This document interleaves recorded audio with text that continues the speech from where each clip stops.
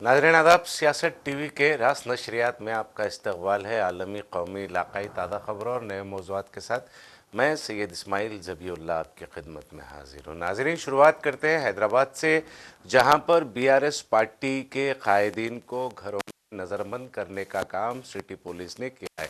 City police की जानिब से यह काम उस वक्त उठाया गया जब बीआरएस कायदीन साबिक़ा रियासती वज़ीर और deputy floor leader BRS party T Harish Rao की क़यादत में Telangana Institute of Medical Sciences Sanath Nagar का दौरा करने के लिए जा रहे थे। नाज़रीन, आपको वाज़े कर दे कि ये तिम्स का जो हॉस्पिटल है, जिसका इनाग्रेशन 17 अगस्त के रोज़ चीफ मिनिस्टर रेवंत रेड्डी ने इसका इफ्तिताह अमल में लाया था। 1126 करोड़ की लागत से ये अस्पताल तामीर किया गया है। 1082 बेड्स पर मुश्तमिल ये अस्पताल जो है रियासत भर के गरीब तबक़ात को, गरीब हो या अमीर हो, तमाम तबक़ात को मुफ्त तिब्बी सहूलतें फ़राहम करने के लिए तामीर किया गया था। इसकी तामीरी शुरुआत जो है 2024 से पहले हुई थी, जब रियासत में हुकूमत तब्दील हुई थी। बीआरएस पार्टी के दौरे इक़्तिदार में इस अस्पताल की तामीर का काम शुरू हुआ था, मगर उस काम की तामीर को मुकम्मल किया रेवंत रेड्डी हुकूमत ने, और रियासती वज़ीर सेहत दामोदर राज नरसिम्हा की क़यादत में जो है ये अस्पताल की तामीर मुकम्मल हुई, और फिर अब जो है उसका इफ्तिताह 17 अगस्त के रोज़ अंजाम पाया। उसी अस्पताल का दौरा करने के लिए आपको एक बात ये भी बता दें कि ये अस्पताल की तामीर का काम उस वक्त शुरू हुआ था जब टी हरीश राव खुद रियासती में जो है साबिक़ा हुकूमत में वज़ीर सेहत थे। वज़ीर सेहत के होने के पेश नज़र उन्होंने इस अस्पताल के कामों को मुकम्मल तौर पर उसका मंजूरियाँ करवाई थी और अस्पताल की तामीर में अहम रोल अदा किया था। अब वही साबिक़ा रियासती वज़ीर सेहत हरीश राव जब उस अस्पताल का बीआरएस कायदीन के साथ दौरा करना चाह रहे थे, तो तेलंगाना पुलिस, हैदराबाद पुलिस ने उन्हें घर में नज़रबंद कर दिया और अस्पताल के बाहर तिम्स सनत नगर के बाहर हो या फिर बीआरएस कायदीन के घरों के बाहर हो, पुलिस की भारी तैनाती अमल में लाई गई है। सुबह के आज का जो वाक़या है, चारशंबे के रोज़ 19 अगस्त के रोज़ जिस किस्म की सूरत हाल शहर में पैदा हुई, इंतहाई कशीदा सियासी इसको हम कशीदगी हम कहेंगे, ये वाक़या पेश आया। इसी से हमने आज की शुरुआत की। टिम्स अस्पताल का दौरा करने के लिए जाने वाले बीआरएस कायदीन को सिटी पुलिस ने, हैदराबाद पुलिस ने उनको घरों में ही महरूज कर दिया, घरों में ही नज़रबंद कर दिया। एक खबर उत्तर प्रदेश से है। उत्तर प्रदेश के सिद्धार्थ नगर के जो इलाका है, वहाँ पर एक शिकायत 2022 में गांव के कुछ लोगों ने की थी। सिद्धार्थ नगर ज़िले, उत्तर प्रदेश के सिद्धार्थ नगर में रामलाल गांव, पिपरा लाल रामलाल गांव के 5 लोगों ने 1400 स्क्वायर फीट पर एक मदरसा और मस्जिद तामीर करने का, गैर कानूनी तरीके से तामीर करने का इल्ज़ाम आयद करते हुए ज़िला मजिस्ट्रेट के पास एक शिकायत दर्ज कराई थी। 2023, 22 और 23 का ये वाक़या, शिकायत दर्ज कराई गई थी। उसके बाद जो है इंतज़ामिया ने अब उस मदरसे को मुनहदम कर दिया है। ये बड़ा क़दीम मदरसा था और 60 साल पुराना मदरसा इसको कहा जा रहा है। 59 साल, 59 to 60 ईयर्स, 59 से 60 साल पुराना इस मदरसे को करार दिया जा रहा है। 60 साल पुराने मदरसे को उत्तर प्रदेश की पुलिस ने गैर क़ानूनी तामीरात और गैर मजाज कब्ज़ों के नाम पर मुनहदम कर दिया है। ये आदत बन गई है उत्तर प्रदेश हुकूमत की। ये पहला वाक़या नहीं है जहाँ पर किसी मदरसे को मुनहदम किया गया है। इससे कबल उत्तर प्रदेश के वाराणसी हो, गोरखपुर हो या फिर लखनऊ हो और प्रयागराज, इलाहाबाद हो, ये इन मुकामात पर सड़क की तौसीयात के नाम पर और डेवलपमेंट के नाम पर कई मसाजिद, खानकाहों, दरगाहों और बारगाहों को मुनहदम करने का काम उत्तर प्रदेश हुकूमत ने किया है। ये उत्तर प्रदेश हुकूमत की ख़ास तौर पर चीफ मिनिस्टर योगी आदित्यनाथ के ज़ेर क़यादत हुकूमत का ये वतीरा बन गया है उत्तर प्रदेश में कि मसाजिद और मदरसों को निशाना बनाने का। और इसके अलावा अगर हम देखें तो कहीं ना कहीं मुसलमानों को भी निशाना बनाने का उत्तर प्रदेश हुकूमत काम कर रही है। शायद ये उनका नज़रिया ये है योगी आदित्यनाथ का कि वो जो है रियासत उत्तर प्रदेश में मुसलमानों को दूसरे दर्जे के शहरी होने का एहसास दिलाए और उसी पर अमल करते हुए मुसलसल मुसलमानों के इमलाक को, जायदादों को निशाना बनाया जा रहा है। माजी में अगर हम देखें 2017 और 18 की अगर हम बात देखें, 2017 के बाद से हम अगर देखें, जब कभी भी उत्तर प्रदेश में या कोई मजहबी जुलूस के दौरान दंगा फसाद हुआ है तो मुसलमानों के घरों को निशाना बनाया गया है। एहतजाज एनआरसी सीए का एहतजाज हुआ, एनआरसी सीए के एहतजाज के दौरान फसादात हुए, झड़पें हुई, झड़पों के बाद फिर मुसलमानों के मकानात को, दुकानों को निशाना बनाया गया, मुनहदम कर दिया गया। तो इस तरह का आदत बन गई है चीफ मिनिस्टर योगी आदित्यनाथ की कि मुसलमानों की इमलाक को, मुसलमानों की जायदादों को निशाना बनाया। अब उत्तर प्रदेश के सिद्धार्थनगर में एक 60 साला मदरसे का कुछ हिस्सा कहा जा रहा है, कुछ हिस्सा इस तरीके से मुनहदिम किया जाता है जायदादों को मुसलमानों की कि वो हालांकि थोड़ा मुनहदिम किया जाता है कुछ हिस्सा, मगर पूरी इमारत पर उसका असर पड़ता है। हमने देखा है माजी में भी। और फिर सिद्धार्थनगर के जो वीडियोस निकल कर सामने आ रहे हैं वहाँ उसमें भी ऐसा साफ तौर पर दिखाई दे रहा है कि एक दीवार और कुछ हिस्से को मुनहदिम करने के नाम पर किस तरह से तबाही मचाई जा रही है। मुसलमानों के इमलाक को, जायदादों को, मसाजिद को, मदरसों को, खानकाहों को निशाना बनाने का उत्तर प्रदेश पुलिस काम कर रही है, ये वाज़े तौर पर हम देख सकते हैं। नाज़रीन, हम बात करते हैं बिहार और दिल्ली पुलिस की। बिहार और दिल्ली पुलिस की बर्बरियत उस वक्त मंजर आम पर आई थी जब जंतर मंतर से एहतजाजी धरना कॉकरोच जनता पार्टी के ज़ेर क़यादत निकाला गया था, जो चलो पार्लियामेंट चलो संसद के हवाले से। फिर दूसरा वाक़या बिहार में भी पेश आया था जहां पर नौजवानों ने उसी रोज़ बड़े पैमाने पर एहतजाज किया, फिर अगले दिन भी उसका एहतजाज चला।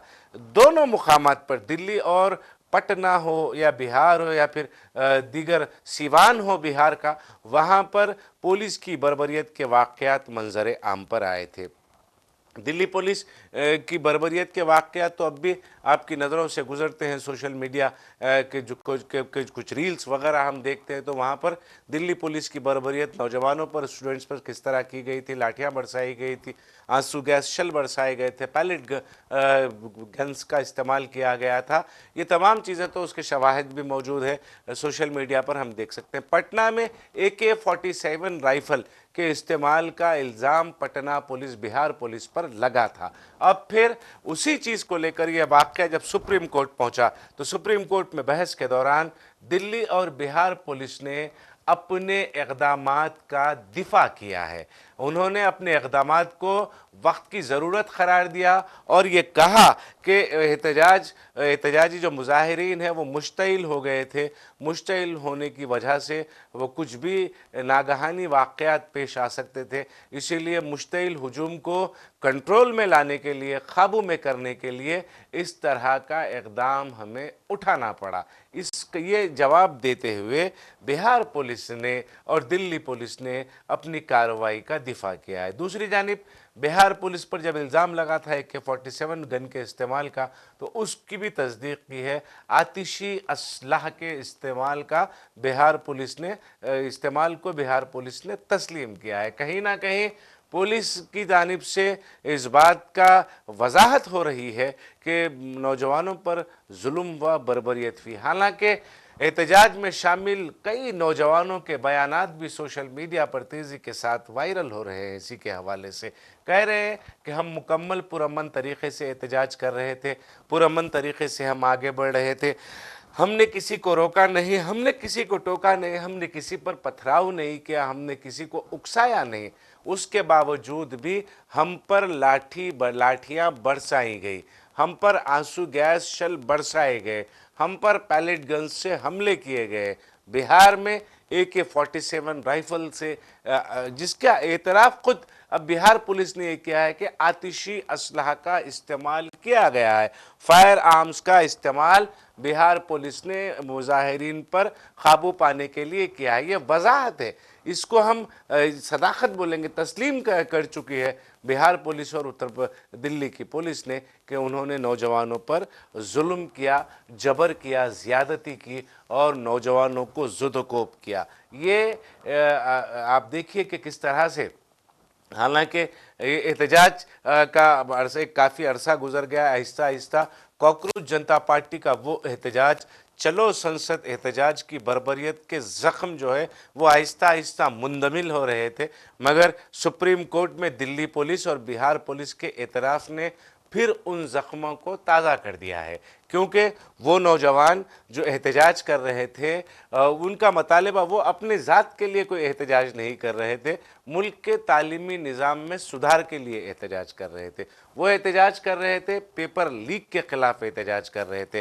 पेपर लीक जो हमारा सिस्टम है, तालीमी निज़ाम है, वो तालीमी निज़ाम में कहीं ना कहीं कोताही, गफलत की वजह से जो पेपर मुसलसल लीक हो रहे हैं, हर साल पेपर लीक हो रहे हैं, तो उसको रोकने के लिए, तालीमी निज़ाम में बेहतरी लाने के लिए एहतजाज कर रहे थे।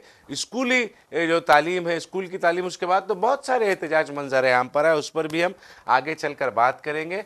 मगर यहाँ पर यह ज़रूरी है कि वो जो जमहूरी अक़दार और जमहूरी उसूलों के दायरे में रहकर जो नौजवान एहतजाज कर रहे थे, उन पर पुलिस ने कार्रवाई की है और पुलिस ने उस बात का एतराफ़ भी किया है। ये सबसे अहम पहलू है कि एहतजाज का जो बहस चल रही थी, कॉकरोच जनता पार्टी के एहतजाजी मुजाहरे से लेकर पार्लियामेंट के अख्ताम तक जितनी बहस चल रही थी, उस बहस का एक अहम मोड़ हम इसको तसव्वुर करेंगे, जिसमें बिहार और दिल्ली पुलिस ने इस बात का एतराफ़ कर लिया है कि जो वाक़यात पेश आए हैं वो जो है उन्होंने इस्तेमाल किया, उसको पैलेट गन्स का इस्तेमाल किया, उसको हक बजानिब और उसको उसके जो है उसकी दिफा में बयान सुप्रीम कोर्ट में दिल्ली और बिहार पुलिस ने दिया है, जो इंतहाई अफसोसनाक है।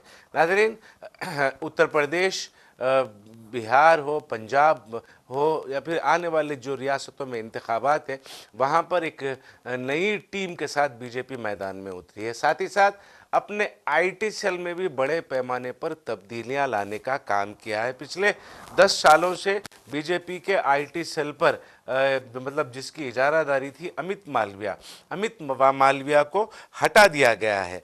अब नई जो टीम तश्कील दी गई है, वो टीम पूरी जांच कर रही है पूरे सोशल मीडिया हैंडल्स की, जो बीजेपी के सोशल मीडिया हैंडल्स हैं, वो तमाम हैंडल्स की जांच कर रही है और उसकी तनकीद कर रही है, देख रही है कि कौन सा मवाद जो है वो मुतनाज़ा है, जिसमें गॉडसे की सताइश की बात की जाए, या फिर मुसलमानों के ख़िलाफ़ नफ़रत की बात अगर की जाए, या फिर प्रोपोगंडा हो या गलत बयानियों की अगर बात की जाए, तो तमाम चीज़ों की जांच कर रही है। कहीं ना कहीं बीजेपी को अब इस बात का अंदाज़ा लगने लगा है, बीजेपी को भी इस बात की मतलब समझ आ गई है कि आने वाले दिनों में बहुत बड़े बड़े चैलेंजेस का बीजेपी को सामना करना पड़ेगा, क्योंकि हमने देखा है कि कॉकरोच जनता पार्टी के एहतजाज के बाद वज़ीर आज़म नरेंद्र मोदी के सेल्फी वीडियोज़ आना शुरू हो गए।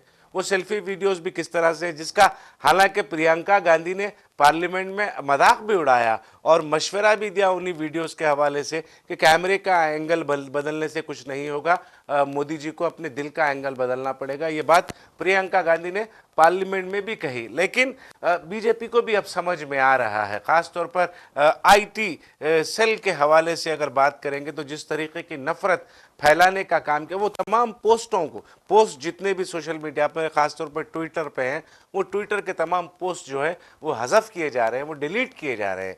जो या तो मुसलमानों के ख़िलाफ़ नफ़रत की बात अगर हो, या फिर गॉडसे की सताइश की या बात हो, तो ये तमाम चीज़ों की कड़ी तनक़ीद जो है कर रही है नई सोशल मीडिया टीम बीजेपी की। और उनको इस बात का अंदाज़ा लग गया है कि जो नौजवान तबका है इस मुल्क का, जो नौजवान जेन ज़ी जिसको हम कहते हैं, जिसने यकीनन एक इनकलाब बर्पा किया है पूरे मुल्क में।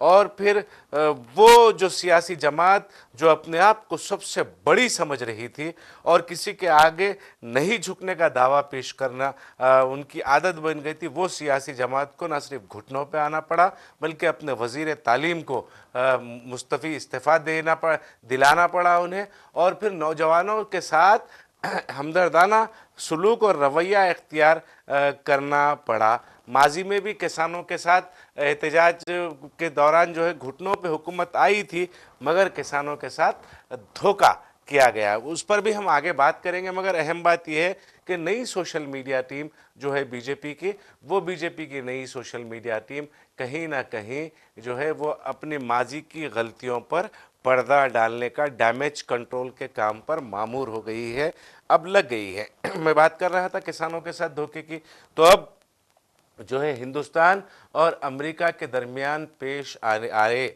मुआहदे के ख़िलाफ़ किसानों के ग्रुप्स जो हैं वो मुल्क भर में एहतजाज पर उतर आए हैं। किसानों का कहना है कि हुकूमत ने किसानों के साथ धोखा किया है। हालांकि नए ज़रई क़वानीन की को वापस लेने का इक़दाम तो हुकूमत ने उठाया है, लेकिन उस पर अमलावरी नहीं हुई।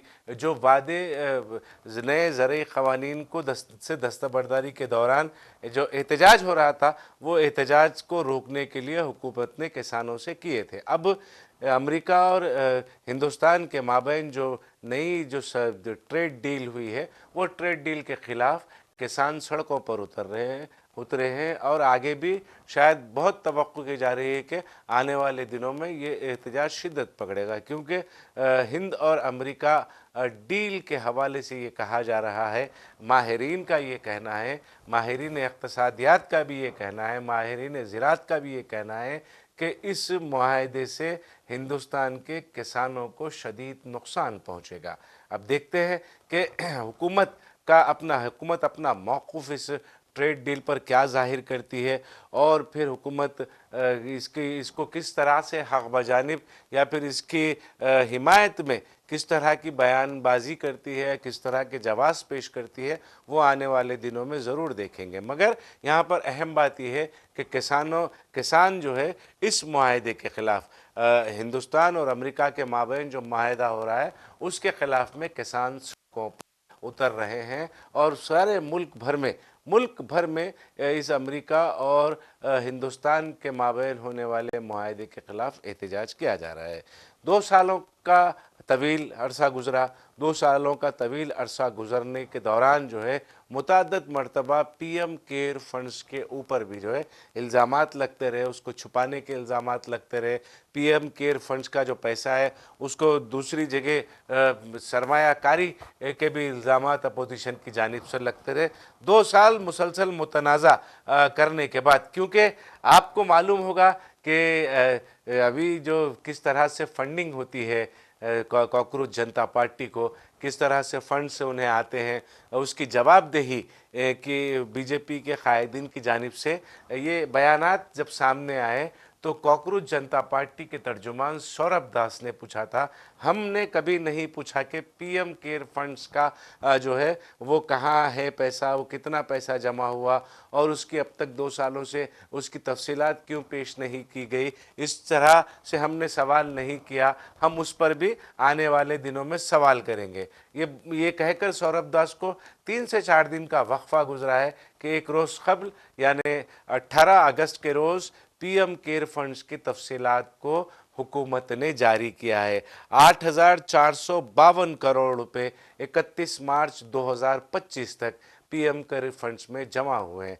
8,452 करोड़ रुपए, देखिए ये कोई छोटी रकम नहीं है, बहुत बड़ी रकम है। इसकी सरमायाकारी जो है अगर इस मुल्क की गरीब आवाम के लिए अगर कर दी जाती या गरीब आवाम के फलाह व बहबूद के लिए इस पैसे को लगाया जाता तो यकीनन इसका फ़ायदा इस मुल्क के आवाम को होता। और मईशत जो है वो अब जिस तरीक़े से तबाही के दहाने पर मुल्क की मईशत पहुँच रही है, महंगाई तेज़ी के साथ बढ़ रही है, बेरोज़गारी में इजाफा हो रहा है, डॉलर के मुकाबले रुपये की कदर में तेज़ी के साथ गिरावट आ रही है, पेट्रोल डीजल की कीमतें तेज़ी के साथ बढ़ रही हैं, अशियाए खुर्दनोश आम आदमी की दस्तरस से बाहर होते जा रहे हैं। ऐसे हालात में 8,452 करोड़ पीएम केयर फंड्स में अगर जमा है और उसका सही इस्तेमाल नहीं हुआ है अब तक, तो ये इंतहाई अफसोस की बात है। और ये रकम भी जो मंजर आम पर आई है, ये मंजर आम पर आने की असल वजह मैं समझता हूँ, मैं कहूँगा ये बात और बग़ैर किसी खौफ, बग़ैर किसी डर के मैं ये बात कहूँगा कि इसका क्रेडिट जो है वो कॉकरोच जनता पार्टी को जाता है, क्योंकि बीजेपी के अरकान पार्लियामेंट ने कॉकरोच जनता पार्टी को छेड़ा, कॉकरोच जनता पार्टी ने पीएम केयर फंड्स को छेड़ा और 2 रोज़ में पीएम केयर फंड्स का जो है सारा ब्यौरा, सारी तफसीलात, उसकी सारी फहरिस्त मंजर आम पर आ गई। यकीनन कॉकरोच जनता पार्टी को अगर बीजेपी के अरकान पार्लियामेंट नहीं छेड़ते, कोई सीजेपी या फिर अभिजीत दिपके हो, सौरभ दास हो या फिर आशुतोष रांका हो, अगर इनको नहीं छेड़ते तो शायद वो लोग भी पीएम केयर फंड्स के मुताल्लिक बात नहीं करते। अगर बात नहीं करते तो हुकूमत को मजबूर होकर जो है ये पीएम केयर फंड्स की तफसीलात मंजर आम पर लाना नहीं पड़ता। तब किसी ना किसी तरीके से जब ये तफसीलात मंजर आम पर आ गई हैं तो 8,452 करोड़ रुपए कोई मामूली छोटी रकम नहीं है, ये बहुत बड़ी रकम है। हिंदुस्तान की आबादी 150 करोड़ है और 8,452 करोड़ रुपए पीएम केयर फंड्स में है। मेरा इशारा आप तो समझ गए होंगे। नाज़रीन, 15-15 लाख रुपए का वादा है। अभी भी अगर आप ये 15-15 लाख रुपए 8,452 करोड़ रुपए से अगर हिंदुस्तान के हर शहरी के अकाउंट में ट्रांसफ़र कर देंगे तो यकीनन आपके लिए आने वाले दिनों में हुकूमत बनाने के फिर दोबारा रास्ते हमवार हो सकते हैं। बीजेपी लीडर्स ने जो है धमकियां दी। बीजेपी लीडरों ने धमकियां किसको दी? कॉकरोच जनता पार्टी को दी, क्योंकि जो है मगरिबी बंगाल में उन्होंने तकरीब का ऐलान किया था। क्योंकि आपको पता होगा अब्दुल के वालिद जो है, अब्दुल के वालिद को वहाँ पर कत्ल कर दिया गया था बीजेपी कारकुनों की जानिब से और फिर कॉकरोच जनता पार्टी के कायदीन मगरिबी बंगाल पहुँचे थे। मगरिबी बंगाल पहुँचने के बाद उन्होंने 10 रोज़ का इंतबा वार्निंग दी है शुवेंदु अधिकारी हुकूमत को कि तमाम खाती जो हैं कत्ल में मुलविस उनको गिरफ़्तार किया जाए और मुआवजे की भी मांग की थी, जिसके जवाब में अब्दुल ने कहा था कि मुझे मुआवजा नहीं चाहिए, इसके बजाय मेरे वालिद के नाम से एक सरकारी स्कूल तामीर कर दें। स्कूल की जो तालीमी निज़ाम है, स्कूलों में सुधार की एक मुहिम का आगाज़ मगरिबी बंगाल में अब्दुल ने किया था और उसी का खमियाजा जो है अपने वालिद की मौत के ज़रिए से उठाना पड़ा अब्दुल को। उसी को लेकर मगरिबी बंगाल में कॉकरोच जनता पार्टी ने जो है एहतजाजी धरना मुकर्रर किया था कलकत्ता के भारत सभा हॉल में, मगर वो प्रोग्राम जो है उनको मनसूख करना पड़ा। बीजेपी के गुंडों ने कॉकरोच जनता पार्टी को इंतबा दिया और ये प्रोग्राम मनसूख अगर नहीं करेंगे तो फिर उस प्रोग्राम पर हमला करने की धमकी दी। देखिए, गुंडा राज इसको कहते हैं। अगर हुकूमत बेबस है गुंडों पर काबू पाने के लिए तो फिर वो हुकूमत को इक़्तिदार में रहने की, वो पार्टी को इक़्तिदार में रहने की ज़रूरत क़तई नहीं है, क्योंकि अगर आप गुंडों के खौफ से अगर पुरअमन तरीक़े से जमहूरी तर्ज पर होने वाले एहतजाज में रुकावट बन रही है, रुकावट पड़ रही है, तो फिर जमहूरी हुकूमत की कोई ज़रूरत मगरिबी बंगाल में नहीं है।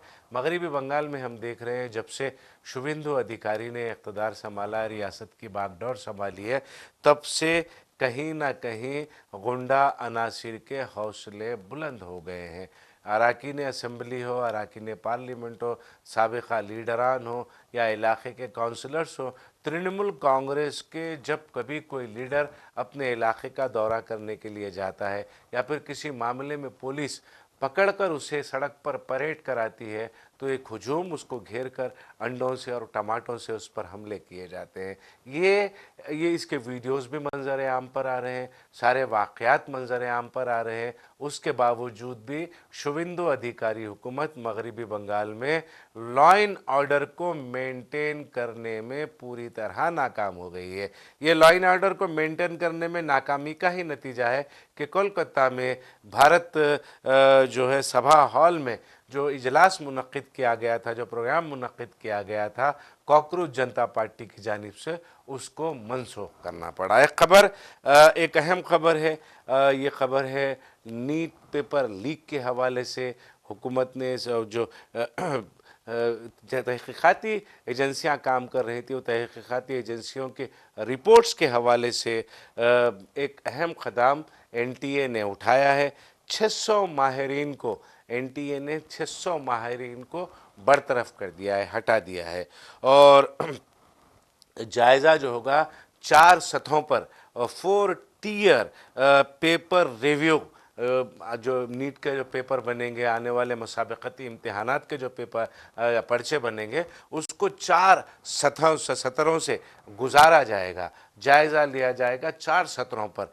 तो फिर ये तमाम चीज़ें जो है हो सकता है कि 4 सत्रों में तो कुछ सवालात भी तब्दील हों, ये तमाम चीज़ें। उसके बाद जो है ऑफिसों की जो है तमाम ऑफिसों की, ख़ास तौर पर वो मराकिज़ की जहाँ पर पेपर तैयार होते हैं और पेपर्स रखे जाते हैं मुसाबकती इम्तिहानात के, उन ऑफिसों की सख्त हिफाजत जो है वो CISF सेंट्रल जो है फोर्सेस करेंगे।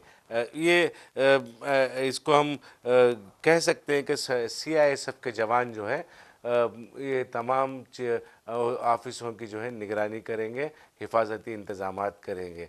खैर, ये सबसे पहले तो ज़रूरी ये है कि एनटीए का 2017 में तश्कील अमल में आई है, और फिर वो तश्कील से पहले इतनी तवातुर से पर्चे लीक नहीं होते थे जिस तरह से एनटीए का क़याम अमल में आने के बाद हो रहे हैं। तो हुकूमत से मुतालिबा अपोजिशन ने यही किया है कि सबसे पहले तो एनटीए को बर्खास्त किया जाए। हुकूमत एनटीए को बर्खास्त करने के बजाय दूसरे इक़दाम उठा रही है।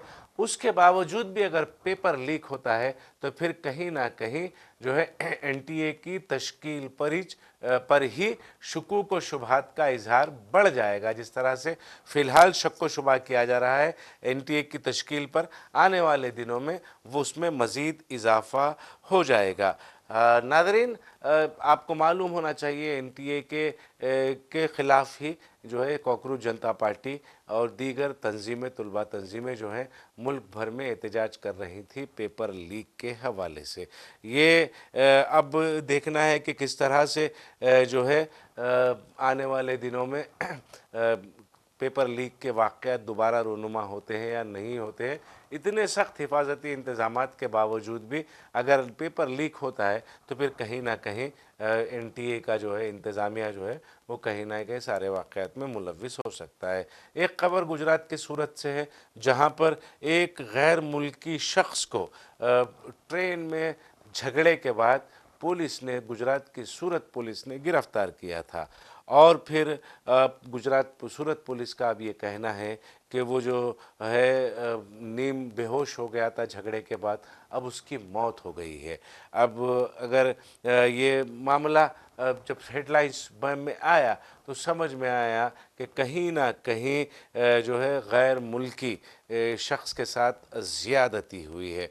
अब पुलिस का वर्जन क्या होगा, पुलिस इस पर क्या वजाहत पेश करेगी, वो तमाम तफसीलात अभी मंजर आम पर नहीं आई है। ये खबर आई है कि एक गैर मुल्की शख्स को ट्रेन में मारपीट के दौरान, मामूली सी झगड़े के दौरान जो है उसको पुलिस ने गिरफ़्तार कर लिया था। गिरफ़्तार करने के बाद पुलिस स्टेशन लाए और वहाँ पर बेहोश होने के दौरान मौत होने की बात जो है ये पुलिस कर रही है। जो शख्स है वो शख्स की शहरियत का भी अभी खुलासा नहीं हुआ है। देखते हैं कि वो के तफसीलात आएंगी, आने वाले वक्त में तमाम तफसीलात आएंगी। मुंबई और दिल्ली का जो है उस सफ़र पर वो नौजवान था। मुझे इशारा मिल गया है, अपनी बात को सरसरी तौर पर ख़त्म कर दूंगा। चंद अहम खबरें हैं जिसका तज़किरा करते हुए मैं अपनी बात ख़त्म कर दूंगा। एक ख़बर ये है कि पुणे में जो पुणे का मशहूर किला है, वो किले में एक लड़की जो है शॉर्ट्स पहनकर जब पहुंचती है तो वहाँ पे हिंदुत्व लीडरान आते हैं और हिंदुत्वान लीडरान आके लड़की को समझाते हैं कि हिंदू कल्चर किस तरह होता है, उसको इंतबा देते हैं और शॉर्ट पहनने पर एतराज़ जताते हैं। इस मुल्क में नौजवानों को खाने पीने का, क्या पहनना है, क्या खाना है, कौन सा मज़हब इख्तियार करना है, कौन से अक़ीदे पर चलना है, किस तरह से ज़िंदगी गुजारना है, इस मुल्क के आइन ने पूरी आज़ादी दी है। मगर हिंदुस्तानी जमहूरियत से बालातर हिंदुत्वा तंजीमें कहीं ना कहीं ये नौजवानों की आज़ादी पर कारज़ब की कोशिश करते रहते हैं। मध्य प्रदेश के में जो है कुछ वजूहात है। स्कूली का जो मामला है, स्कूल के जो बच्चे हैं वो सड़कों पर उतरे हुए हैं, मुसलसल एहतजाज कर रहे हैं। विदिशा हो या उज्जैन हो या फिर भोपाल हो, ये तीन शहर जो अहम शहर हैं मध्य प्रदेश के, वहाँ पर नौजवानों का एहतजाज मुसलसल जारी है। बुनियादी सहूलतों को लेकर, स्कूली तालीमी निज़ाम को लेकर, स्कूल में बुनियादी सहूलतों की फराहमी को लेकर जो बच्चे हैं उसमें कई बच्चे 10वीं 12वीं जमात के भी हैं, 8वीं 9वीं जमात के भी जो लड़के लड़कियां हैं सड़कों पर उतरे हुए हैं और मुसलसल मध्य प्रदेश हुकूमत से बुनियादी सहूलतें फराहम करने की स्कूलों में मांग कर रहे हैं। एक खबर जवाहर यूनिवर्सिटी से है। मौलाना जवाहर यूनिवर्सिटी के पर जो है ईडी ने अब रेड किया है। इन्फोर्समेंट डायरेक्टरेट की जानिब से जौहर ट्रस्ट जो जिसका ताल्लुक़ जो है मौलाना मोहम्मद अली जौहर यूनिवर्सिटी आज़मगढ़ से जिसका ताल्लुक़ है, उस यूनिवर्सिटी के ट्रस्ट से मुंसलिक एक ट्रस्ट है जौहर ट्रस्ट, उस पर इन्फोर्समेंट डायरेक्टरेट ने अब हमला किया है। हालांकि चंद दिन कबल उत्तर प्रदेश में एक प्रोग्राम से तकरीब खिताब करते हुए अखिलेश यादव ने कहा था कि समाजवादी पार्टी हुकूमत बनाती है तो फिर आज़म खां को होम मिनिस्टर बनाया जाएगा। शायद इसी का बदला योगी आदित्यनाथ इस तरह से ले रहे हैं। कलकत्ता की एक होटल में, सेंट्रल कलकत्ता की एक होटल में 9 लोग एक होटल में आग लगने की वजह से 9 लोगों की मौत हो गई है। और फिर वहाँ पे जो लोग थे होटल में मुकीम लोग, तो जब जिन्होंने जान बचाकर बाहर निकलने में कामयाब रहे, उन्होंने कहा है कि फायर फाइटिंग के जो असलाहत होते हैं वो उसमें कहीं ना कहीं जो है कमी रही है, जिसकी वजह से आग तेज़ी के साथ फैली और 9 लोगों की मौत हो गई। एक फ़ोटोग्राफ़र को लुधियाना में मामूली झगड़े के बाद जो है क़त्ल कर दिया गया है, मार दिया गया है। आसान हो गई है मौत, ज़िंदगी बहुत ही आसान हो गई है गुंडा अनासिर के लिए। स्कूल में एक आपको याद होगा, ये उत्तर प्रदेश के एक स्कूल में इंडिपेंडेंस डे के दौरान बुर्का पहनी हुई कुछ लड़कियां डांस कर रही थी। अब उस वीडियो मंजर आम पर आने के बाद स्कूल को मुहर बंद कर दिया गया। और एक आखिरी खबर है लाल दरवाजे से, पुराने शहर के हैदराबाद के लाल दरवाजे में आतिशज़दगी का वाक़या पेश आया है, मगर किसी जानी नुकसान की कोई खबर नहीं है। तो नाज़रीन, अब वक्त हो चला है सियासत टीवी के दीगर प्रोग्रामों से आप जुड़े रहें। हमारा ये प्रोग्राम आपको कैसा लगा, आप ज़रूर अपनी राय कमेंट बॉक्स में अरसाल करें और सियासत टीवी की सारी टीम को अब दें इजाज़त। खुदा हाफ़िज़।